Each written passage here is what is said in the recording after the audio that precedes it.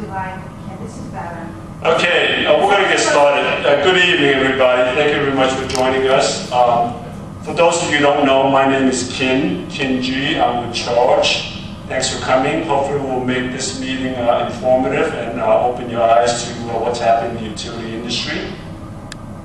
So, what's on the agenda? Very quickly, I'm going to say a few words about Charge. I'm going to talk a little bit about the background, what's going on in the utility, kind of set the stage, what's going on. And then we're going to spend a few minutes on the specific proposal that JCP&L has filed in the summer of this year. And then we're going to say why we're opposed to it. Because if you look at the petition and you read what they want to do, it seems that they're all the kind of stuff we want JCP&L to do. However, we are opposed to it, and we're going to explain that. And finally, talk a little bit about the 2 public hearings that the BPU have scheduled for that. And so, without further ado, a little bit about Charge. Charge is a citizen group. We're non-profit, nonpartisan. We're an offshoot of another citizen group called RAGE. RAGE is Residents Against Giant Electric, that was formed against a transmission line. But what we learned from there really opened up our eyes. And then more recently, having seen certain legislation, including a nuclear subsidy and so on, we see that clearly there's a consumer voice, a consumer advocate that's missing in the utility industry. So a number of us have formed Charge that is not a specific project, in the case of RAGE, transmission project, but rather more in a broader sense in terms of the utility. And we expect to be engaged in the various issues such as service, reliability, health, safety, or rates, or what you and I pay for the service of the JCP&L. All within the utility and energy sector from a consumer's perspective. So to kind of set the stage a little bit, despite the term public utilities, utility companies are actually for-profit companies. And it's very important to understand that. And also, despite the term public utility, they don't normally operate, or at least not always, with public interest in their mind. And I'll show you some examples a little bit about that. So in particular, as it applies to the electrical distribution system, utility companies, and in the case of JCP&L, don't always focus on improving the parts of the system that can actually, in fact, either completely prevent or shorten power outages that we all have experienced. So, the way the utility companies work, the rates are regulated, so the revenue are kind of locked in. However, the less they spend, guess what? The more they go to the bottom line for the benefit of shareholders and for management. But unlike other businesses where you give poor service or you try to cut the corners, us customers don't have a choice. We cannot switch. If you want to buy a car, you don't let the car, you don't let the reliability, you can switch. You go from GM to Ford, BMW, or whatever.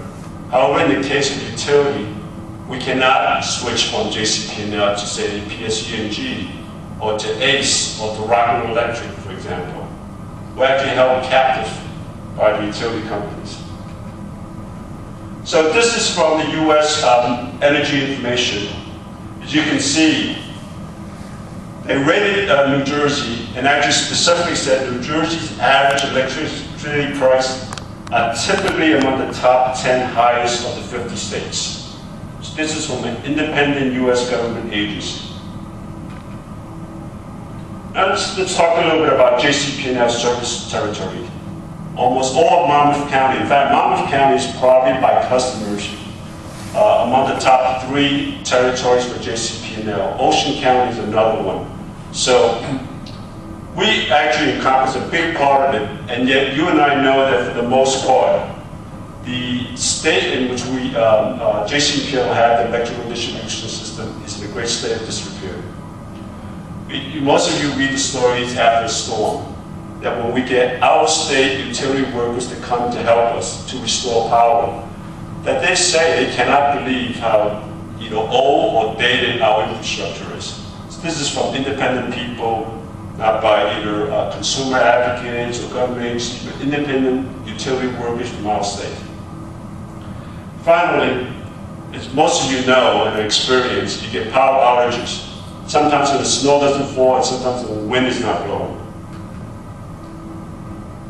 So specifically in the summer of this year, JCP&L filed a petition for a 4-year plan to invest, and I put that in quotes, $387 million for their local distribution system. Now, when you read some of the details of what they propose to do, most of them seems to be normal maintenance and upgrades that we actually want JCP&L to perform. For example, they include $108 million for tree trimming. Now, they use the more formal term vegetation management, and they try to go into great detail of a particular tree and so on. But effectively, it's tree trimming. You have branches over wires, and they form the wires. Guess what? You get power interruption. Another $20 million for replacement of lateral fuses. Now, as most of you know, fuses have been around for many years, but at least in the residential area, they changed to circuit breakers. Well, for distribution lines, a lot of JCP&L's wires still use fuses. And what they proposed to do is actually change that to breakers. Some of them automatic breakers that can restore power if whatever caused the short to restore pretty quickly. They're replacing fuses for automatic breakers. Again, that's kind of standard. That technology has been around 20, 30 years. $37 million for replacement of substation parts and certain things. In particular, notice there's $9 million in there for new fences, because in certain substations, certain areas, they were experiencing theft of equipment. $9 million for new fences. So what's the reaction? We're against this. Why? Well, in 2016, in December, there was a settlement of a rate case by the BPU that approved $80 million of rate increase for JCP&L. However, according to the financial report filed by JCP&L, in the year 2017, they actually decreased their spending by almost $100 million. Now, that rate increase was supposed to be, and according to the press release by JCP&L, used for tree trimming, for inspection of lines, or poles, substations, and the maintenance of certain newly installed equipment. Despite that press release, and after the rate increase was approved, they decreased their spending in one short year, almost $100 million. So as Yogi Berra likes to say, it's deja vu all over again. In another rate case in 2012, the New Jersey Division Rate Council filed a brief in that rate case and specifically said that the BPU or the board awarded additional funds to JCP&L in an even earlier rate case to allow JCP&L to improve reliability. It went on to say, however, it looks like that JCP&L didn't actually spend that money and that excess funds actually went to shareholders' benefit instead. And they went on to say, again, this is all in legal brief and the official record, JCP&L's poor performance continues to this day. So that was 2012. So by the time that rate case went through, it got approved finally in the year 2015. And in fact, JCP&L was found to have over-earned by approximately $100 million per year and was ordered to reduce their rates. So for the 5-year period from the time when action was initiated by the rate council and went to the rate case, they had over-earned, JCP&L over-earned by more than $100 million per year. So on a cumulative basis, that's $500 million of extra profit before it was ordered to reduce. The rate council in that case actually said, you know what, we believe they over-earned by $200 million a year, and they have recommended a reduction of $200 million a year. So if you believe in that number, over that 5-year period, the cumulative profit or over-earned by JCP&L is actually $1 billion. That's a billion with a B. And you figured out the average number of customers, and and the $1 billion of profit, that translates roughly to about $1,000 that you and I as customers have overpaid. Well, how did this happen? Well, after the rates were approved in 2005, where they were given extra money, there's no incentive by JCP&L to properly maintain and upgrade the distribution system. The more that JCP&L not spend or reduce what they call their operating and maintenance expense, the more profit the company makes. Because the rates are approved and that's locked in at the top, and the less money they spend, there's more profit going to shareholders. Now actually, financial analysts that covers utility companies knows about this. They actually have a term called pump and cut. Right before, at the time of rate filing, you pump up your expenses, get rate increases, and then after they approve, you reduce your expenses. This is a known practice. So JCP&L has been happy to continue with this until rate council actually intervened in the year 2011. So what are the consequences? Well, guess what? There's very little disincentive or fines for JCP&L to not do so. Even the $100 million reduction, as I said, that was ordered to be reduced, that's prospective, meaning going forward. So all the money that they made during the 5-year periods and possibly before that, there's no refund back to the customers. JCP&L gets to keep all of that. That's a footnote to this epilogue.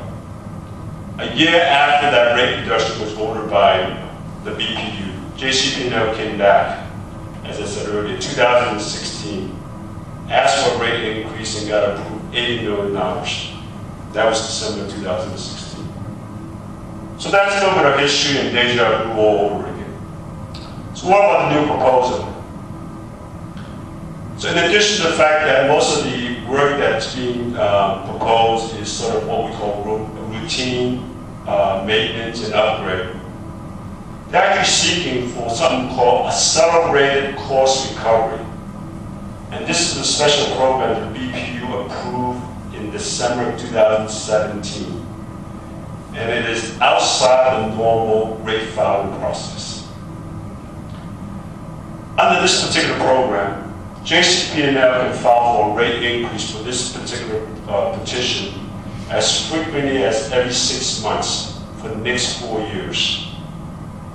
Once this particular petition is approved, all they have to do is document that the so-called investments are made and they in fact are put in use or in service. And as part of this petition, they are not required to submit a normal rate filing until January 2016, 2024, I'm sorry.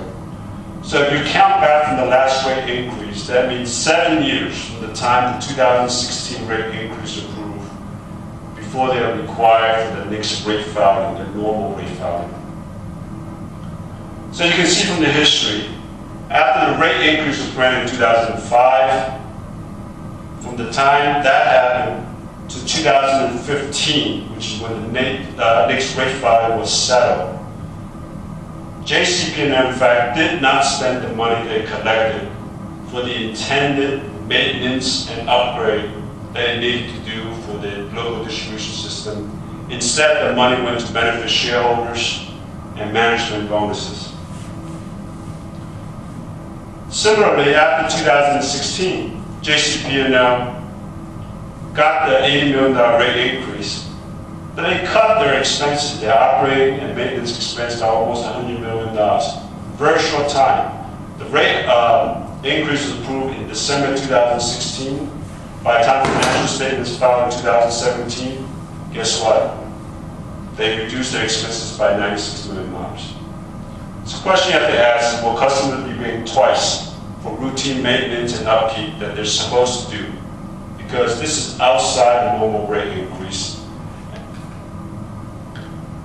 So, as part of any normal petition file, the BPU does hold public hearings. There are 2 that are scheduled, and very unusual, It's all on the same day. First one is 1:30 at Freehold Township. Now 1:30 is kind of an unusual time. Most people are either at work. So public hearing is supposed to get comments, feedbacks from the public. When you're at work, it's not very conducive to kind of getting feedback.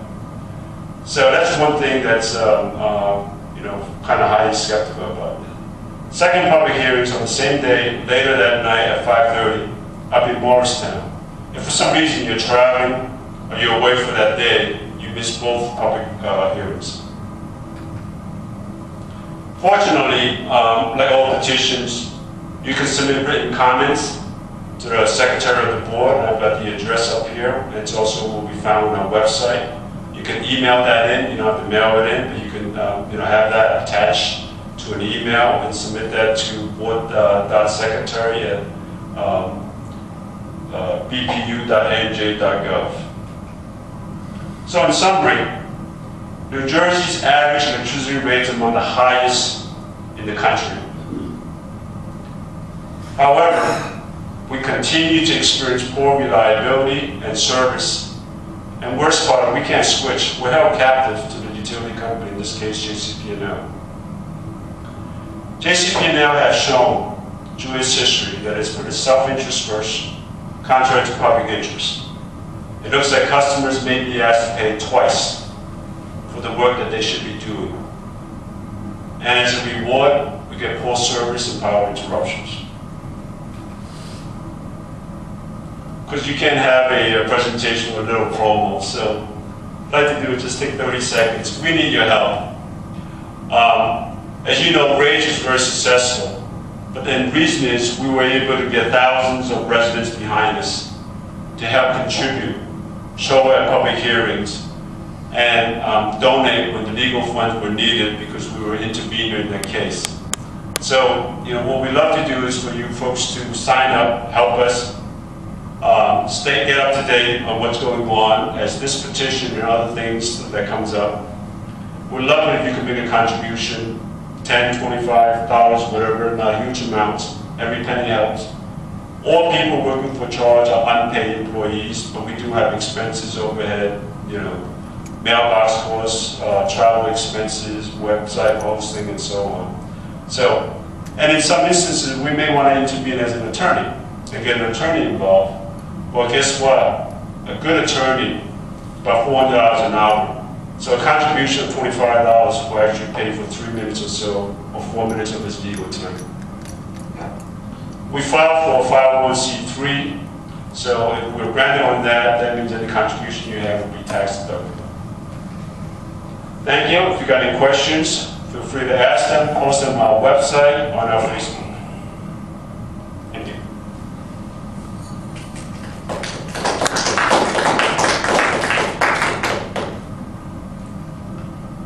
All right, good dress rehearsal.